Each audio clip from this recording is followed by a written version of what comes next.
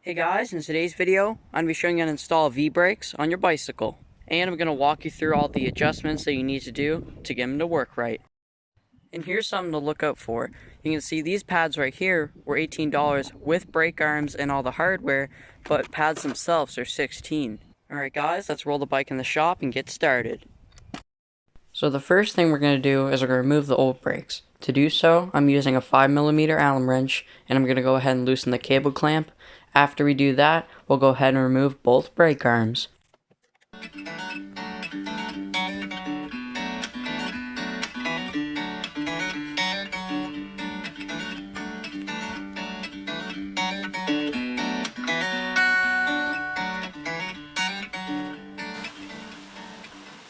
You'll notice in this clip I'm using a 10mm wrench. I'm just using a different bolt on that side, and normally you would have two 5mm.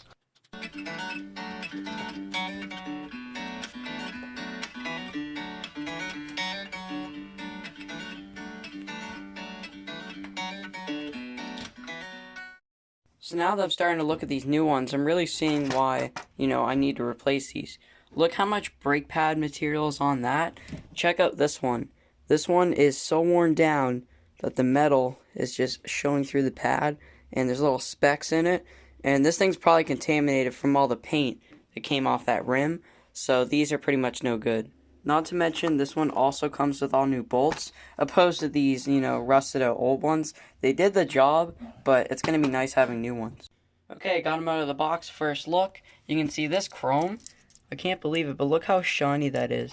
Opposed to this old stuff, where it's all been, kind of run down, and I've washed the bike so many times, and it's probably worn off.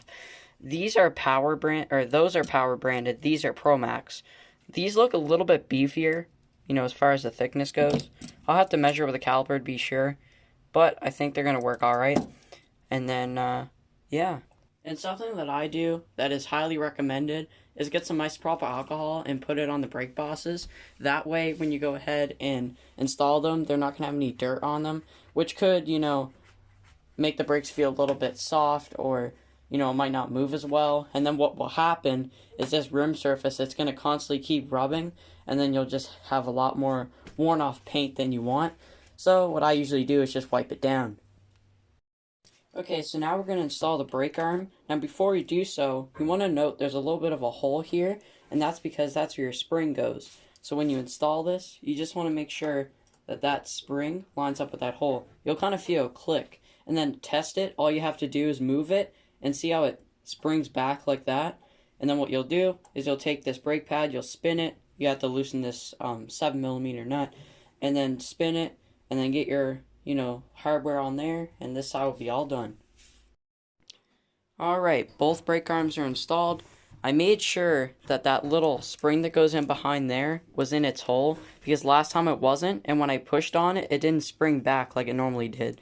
So I got that side to do it, and I also did it on this side, and now I think they're ready for the brake adjustment. Okay, so now I'm going to line up the brake pads. I have a little trick for this that a lot of people use in my opinion, and that's you go ahead and push the arm in, and while you're doing so, just hold the brake pad like that, and kind of rest your finger underneath of it, and then as you're pushing it in, you can kind of adjust it where you want it. So for example, that's too low. When that goes in, it's going to hit the bottom of the rim and not the top, so you won't have as much braking surface. But if you move it up a little bit, like I'm doing here, you can see I move it up too far, it's going to hit the tire, which I've had happen before because this nut came loose and it scored the tire up. So keep that in mind. I'm going to go somewhere in the middle. You always have to go back and adjust this even after the fact. But to get it working, you can guesstimate a little bit. Now, some guys use calipers and measuring tools to get the gap here to work out. You can usually do this by eye. It's common sense. I mean, if the brake is touching the brake surface and nothing else, you're good to go. So that looks pretty good there, but I'm just going to raise it a little bit on this side. And this is rotational, right? So, you can always go back and adjust it. So that looks pretty good there. And another thing I wanted to point out is this little screw down here. Now that little screw right there allows you to adjust the spring tension. So, when this is pushing in, if you tighten that screw, it will actually make this push harder. If you loosen that screw, it will make it push a little bit lighter. This part of the process is optional. I'm going to be replacing this brake noodle. That's the name it's referred to. And my kit came with a new one, so it doesn't hurt to replace it, but this isn't necessary. It's just got a lot of surface rust on it. So I'm just going to slide it off. And there's this little drum here, I guess you could call it. That also comes with the kit, so remove that. And make sure your cable isn't frayed. Luckily with V-brakes, the way they're designed, it doesn't really matter because you can always slide it back in. But on some brakes, you know, if this is frayed, it will never go back in. So keep that in mind. I'm going to be taking my new brake noodle, and I'm just going to slide it on like so, and we'll get it installed. Now I want to be careful because this is all new parts, so you know, I want to make sure that the brake cable isn't frayed in any way, which it kind of feels like it's catching. So I'll catch you guys back when I figure that out.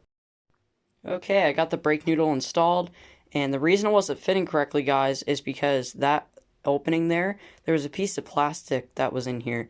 And I guess it's supposed to lubricate the, you know, the cable coming in and out because metal on metal can fray it over time. I've never had that experience, so I'm just not going to run it.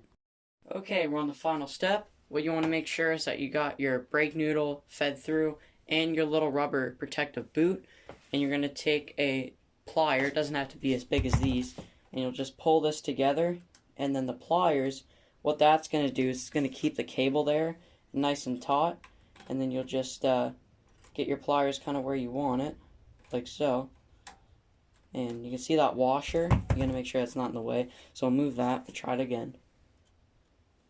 Plier goes in between there, and then we'll snug her up. So hold it there, get your Allen wrench, and tighten her up. And you don't want to go too crazy with the torque on this. Just get it to where it's snug and go a little bit past snug. So you see it snug there, and then after that you can clip off the excess and you'll be all done. So we finally got the brakes all installed. I'm hoping this will stop the Harley pretty good. But that's the end of the video for this one. Make sure to comment, like, subscribe. Catch you guys next video. Peace. Have a wonderful day as always.